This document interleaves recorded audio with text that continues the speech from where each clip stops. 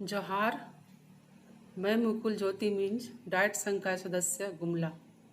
बच्चों, आज मैं विज्ञान विषय के अंतर्गत बायोलॉजी में कक्षा 7 के पार्ट 2 प्राणियों में पोषण पढ़ा रही हूँ। इसके पूर्व के पार्ट 1 में पौधा में पोषण पढ़ाई थी। यहाँ जो पोषण शब्द दोनों पाठों में आ रहा है, ये पोषण शब्द क्या है?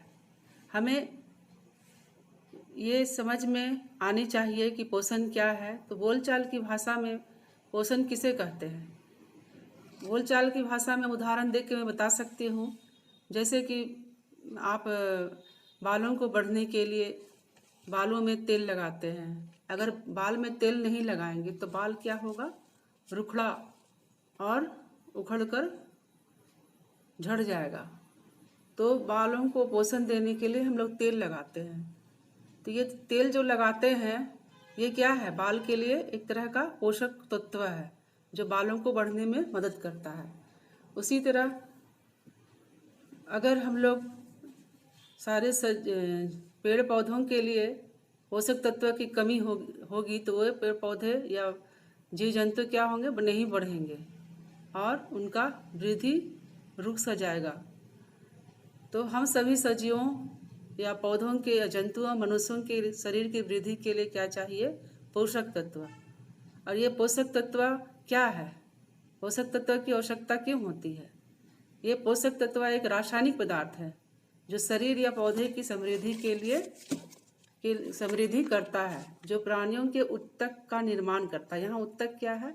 कई कोशिकाओं के समूह को उत्तक कहते हैं, जो आप 8वीं क्लास में पढ़ेंगे। तथा उनकी मरामत करता है तथा शरीर को ऊर्जा एवं ऊष्मा प्रदान करता है। ऊर्जा क्या है? कार्य करने की क्षमता होती है ऊर्जा।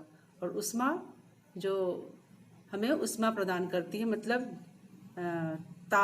शरीर को गर्म रखती है तथा जो शरीर के सारी प्रक्रियाओं को चलाने के लिए आवश्यक है। पोषण क्या है? पोषण वह प्रक्रिया है जिसके द्वारा जीव भोजन प्राप्त करते हैं। भोजन को साधारण रूप से अवशोषित होने वाले रूप में बदलते हैं, फिर इनका प्रयोग शरीर के लिए आवश्यक पदार्थों को बनाने में करते हैं।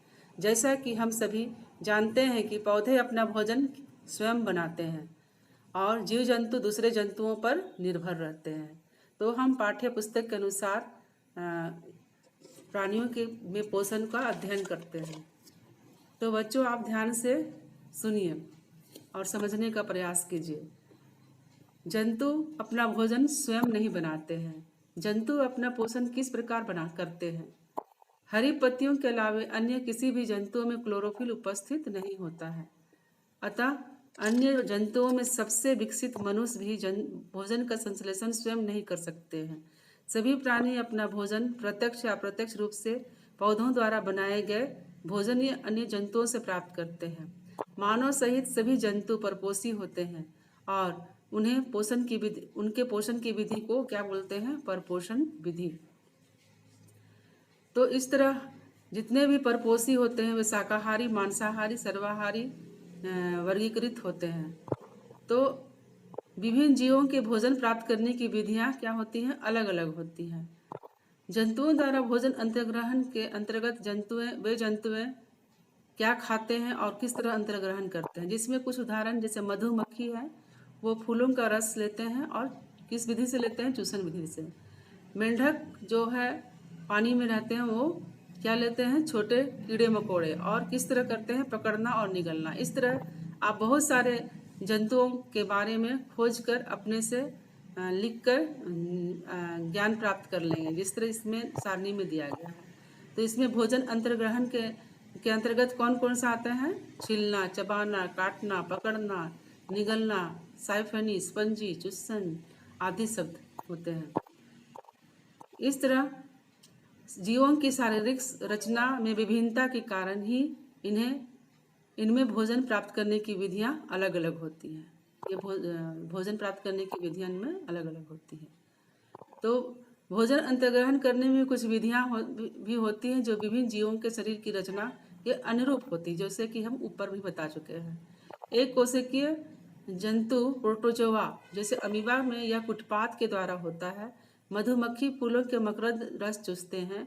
सर्प जैसे अजगर अपने मुख से अपने आहार को पूरी तरह से निकल जाते हैं। पक्षी जैसे गौरैया अपनी चोंच से अनाज के दाने तथा कीड़ों को पकड़कर खाती है। गिरगिट टिटिंगा जो जीवित कीड़ों को एक झटके में जीभ द्वारा लपेटकर मुख के भीतर खींच लेती है। चूहा भोज्य पदार्थों को कुतर कुतर कर खाता है। जैसा कि हम चित्र में देख रहे हैं, अमीबा, मधुमक्खी, अजगर, गौरैया, टिटिंगा और चूहा किस तरह अपना भोजन लेते हैं। अमीबा में पोषण कैसे होता है? अमीबा एक कोशीय जंतु है ना, ये जलाशयों में पाया जाता है। ये अनिश्चित आकार का होता है और अमीबा की कोशिका में एक झिल्ली होती है। एक गोल सघन केंद्रक एवं कोशिका द्रव में बुलबुले के समान अनेक धानियाँ या वैक्यूल होती हैं। अमीबा निरंतर अपनी आकृति एवं स्थिति कुटपात अर्थात कृत्रिम पाँव, जिसे पदार्थ या इंग्लिश में सीटोपोडिया भी कहा जाता है, के बनने और बिगड़ने के कारण बदलता रहता है। इन्हें गति देने एवं भोजन पकड़ने में सहायता करते हैं। पाचन जो कोशिका के भीतर होता है अंतःकोशिकीय पाचन कहलाता है। पाचन जो कोशिकाओं के बाहर होता है वह बाह्य कोशिकीय पाचन कहलाता है। यहाँ हम चित्र में अमीबा के में पोषण को देख रहे हैं, किस तरह से ये पोषण लेता है। ये अपनी कॉपी पे आप बनाएंगे और प्रयास इसके मतलब इसको अभ्यास करके इसके चित्र बनाकर समझेंगे। अमीबा कुछ सूक्ष्म जीवों जैसे शैवाल के छोटे छोटे टुकड़े, बैक्टीरिया, डायटम्स, अन्य छोटे छोटे एक कोशिकीय जीव मृत कार्बनिक पदार्थों के छोटे टुकड़े इत्यादि का आहार करता है। मतलब इनका आहार इस तरह का होता है। जब अमीबा को भोजन का आभास होता है तो यह खाद्य कणों के चारों ओर कुटपाथ विकसित करता है और भोजन को पूरी तरह से घेर लेता है और अंततः निगल लेता है। खाद्य पदार्थ उसी फूड वैक्यूल में फंस जाता है और खाद्य धानी में ही पाचक रस स्रावित होते हैं। ये खाद्य पदार्थ पर क्रिया करके उन्हें सरल पदार्थों में बदल देते हैं। पचा हुआ भोजन खाद्य पदार्थ धीरे धीरे अवशोषित हो जाता है और अवशोषित पदार्थ अमीबा की वृद्धि, रखरखाव एवं गुणन के लिए उपयोग किए जाते हैं। बिना पचा अवशिष्ट खाद्य धानी या फूड वैक्यूल द्वारा बाहर निकाल दिया जाता है। अमीबा में अंतर्ग्रहण, पाचन, उत्सर्जन जैसी सारी क्रियाएं एक कोशिका के द्वारा संपन्न होती हैं। उसी तरह हाइड्रा एक कोशिक की जगह में बहुकोशिकीय जंतु है, जिसकी मुख गुहा का छिद्र अंतर्ग्रहण और उत्सर्जन के लिए एक ही होता है। ये एक बहुकोशिकीय जीव है जिसे आप याद रखेंगे।